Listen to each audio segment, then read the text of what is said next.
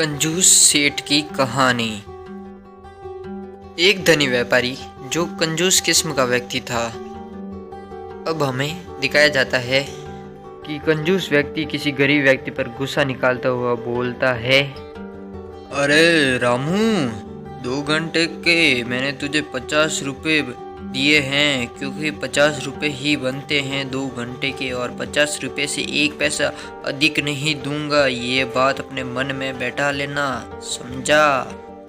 रामू धीरे सी आवाज से बोलता है, लेकिन सेठ, मैंने तो लगभग 2 घंटे और 21 मिनट काम किया है और मुझे 21 मिनट के 10 रुपए तो और मिलने चाहिए।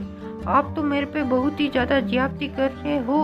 मुझे गरीब पर थोड़ा दया तो करो।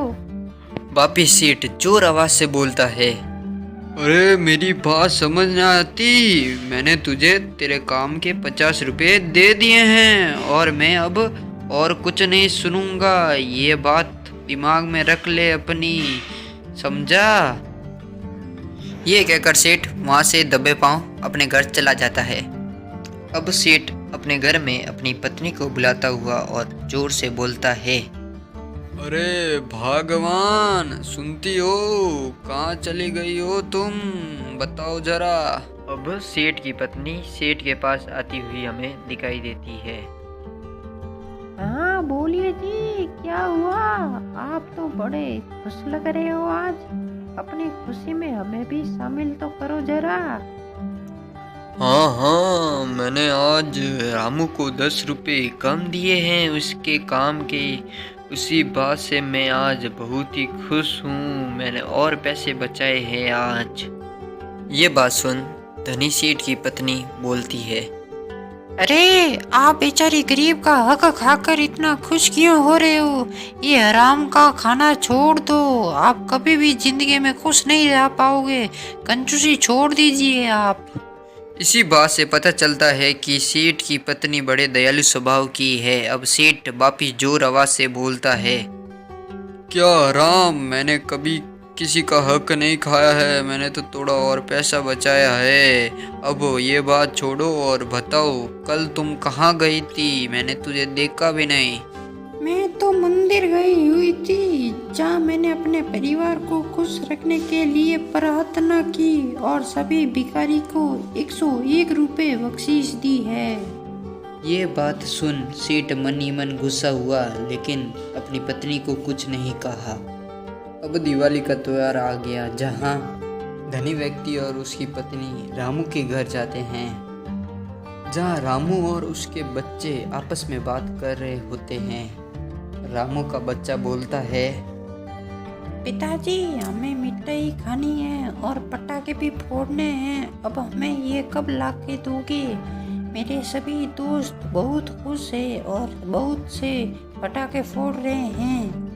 अरे बेटा, मेरे पास मिठाई और पटाखे लाने के लिए पैसे नहीं है, इसलिए मैं तुमको ये सब चीजें नहीं दिला सकता। मुझे माफ कर दो। ये बात सुन सेठ और उसकी पत्नी रामू के पास जाती हैं। सेठ की पत्नी रामू से कहती है, अरे रामू, तू इतना उदास मत हो। मैं तुझे और तेरे बच्चों को मिठाइयाँ और पटाखे देती हूँ। तू इतना उदास मत हो। आज के दिन, आज तो दिवाली है। सेठ की पत्नी रामू के बच्चों को मिठाइयाँ देती है बहुत सारी। रामू खुश भरी आवाज से बोलता है, मालकिन, आप तो हमारे लिए देवी का रूप बन के आए हो। आप नहीं होते तो हम दिवाली भी नहीं मना पाते। रामू का बच्चा सेठानी से कहता है, आंटी जी, ये सब मिठाइयाँ और पटाखे हमारे लिए हैं। ये सब हम रख ले। मैंने कभी भी इतनी मिठाइयाँ और पटाखे नहीं देखे हैं मेरे जीवन में। हाँ हाँ बच्चा, ये सब तुम्हारे ही हैं, बेझिझक तुम रख लो। ये सुन बच्चे बहुत ही खुश हो जाते हैं। ये देख सेठ भी बड़ा खुश होता है और अब वो भी कंजूसी छोड़ सबके साथ दयालु भाव रखने का फैसला करता है।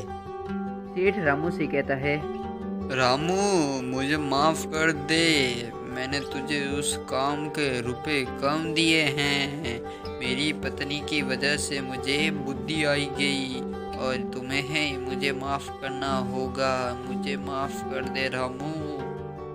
ये सुन रामू वापिस बोलता है, अरे मालिक, आप मुझसे माफी मत मांगो, आप हमसे बड़े हैं। माफी तो मुझे मांगनी चाहिए इस बात की कि कल मैंने आपसे बहस की। तेरी कोई गलती नहीं है रामू, किस बात की माफी मांग रहा है? मैं तो चाहता हूँ तू सिर्फ मुझे माफ कर दे। रामू सेठ को माफ कर देता है और सेठ की पत्नी और रामू का परिवार एक साथ दिवाली मनाते हैं। इसी के साथ ये कहानी यहीं ख़त्म होती है और थैंक्स फॉर वॉचिंग। और दिवाली की आपको हार्दिक बहुत शुभकामनाएं एडवांस में ही। धन्यवाद।